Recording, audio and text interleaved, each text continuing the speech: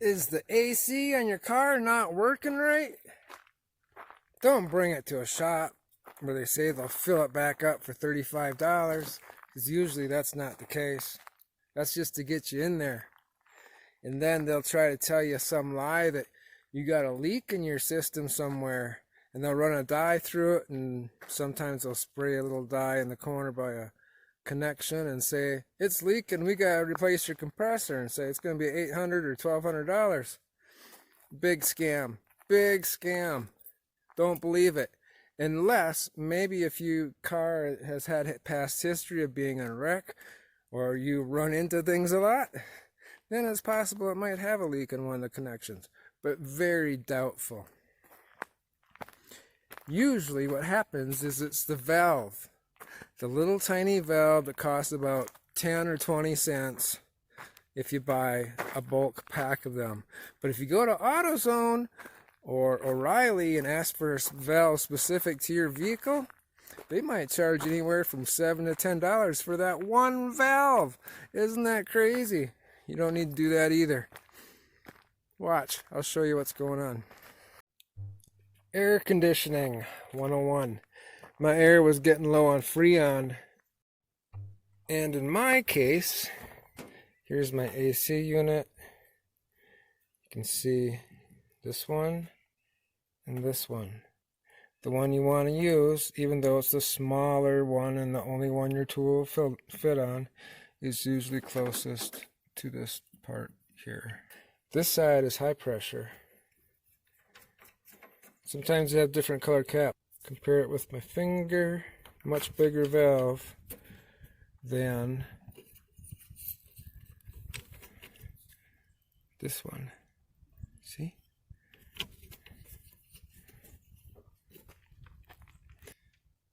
Single unit uses 2 1/8 pounds. Dual unit, such as I have, uses almost 3 pounds. 2 7/8 pounds. Now don't confuse that number with the pounds on your gauge. That means how many pounds. And I use 2 12-ounce cans, 24 ounces. A pound is 16. So I used 1.5 pounds to get it back up there. Now, if you're going to fix your air conditioning, if you have to refill it, usually, not always, there's a leak. That's why it's low on Freon, because it leaked out. And sometimes if you go to a shop, they might charge you $1,000 and say, oh, your compressor's leaking. Don't believe it unless they run dye through it and they show you. And even then, you can squirt some dye in a joint and tell somebody it's bad. All you need to do is replace the valve. And actually, I would replace both of them, the high pressure one and the low pressure one. Now granted, an air conditioning filling tool will only fit on the low pressure. They're different sizes. That size is different on low pressure versus high pressure. High pressure is a bigger one. And go on eBay or Amazon and buy an air conditioning valve kit.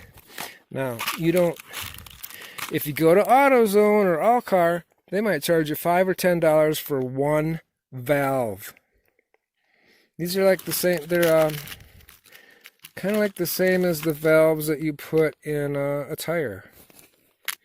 And there's different sizes, different types. These are what you see on the high pressure side. They're bigger like that. And they give you a tool too. Well, if you order the right kit, it will give you the tool to take out the low pressure and the high pressure. And the kit is only $10 with the tool.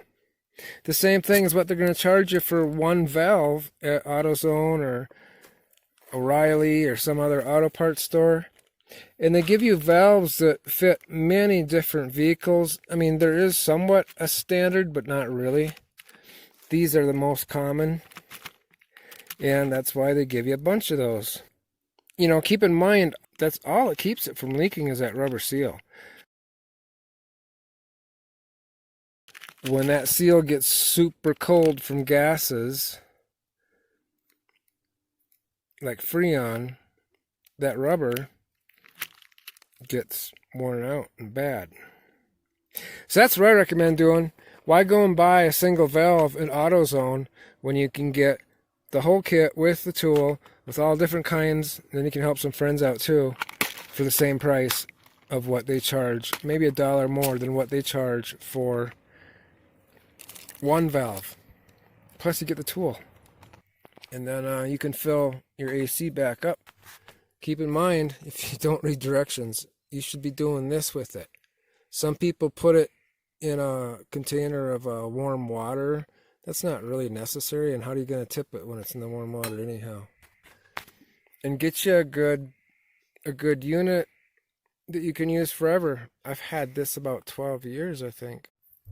Now, because I had the older tool that had the little sharp point that's supposed to poke into the cans that were flat, I had to modify mine because the cans that I bought for $5 a piece at Walmart, they're not 1 pound cans, they're only 12 ounces, which is 3/4 of a pound.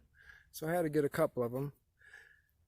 And I had to modify my tool because those cans didn't have flat pierceable tops, but instead they had a little valve in them, a little rubber valve that had to be depressed before it would let the Freon out. So I had to make a little extension, and the gauge and hose I have is this type. You can't see it right now because I already changed it. It had the little diagonal cutting thing that works on the cans that have sealed tops.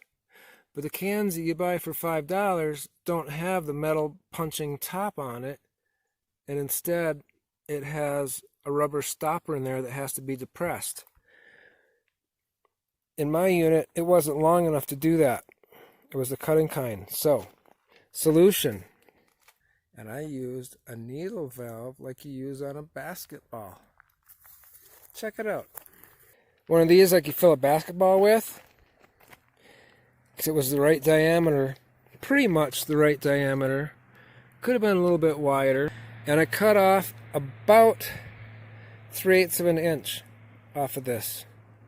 And I took a diagonal cutters, or wire cutters, and rotated that around here. Instead of just cutting it and having a flat side, I rotated it.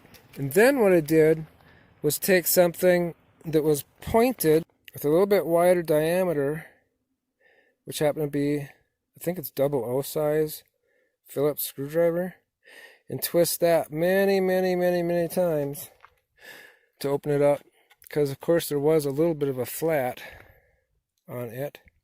And then I stuck that 3/8 inch that I had into my air conditioning refilling gauge that is only made for piercing cans that are flat metal on the top. These weren't. These had a little safety valve in them that had to be depressed, which means my tool had to be a little bit longer. And then I stuffed that inside there, and it fit just perfect inside the diagonal piece that you can't see that's below. You can kind of see the way it used to be. If you take out that middle piece, you can see that cutting edge there. There's a sharp diagonal edge that's resting against.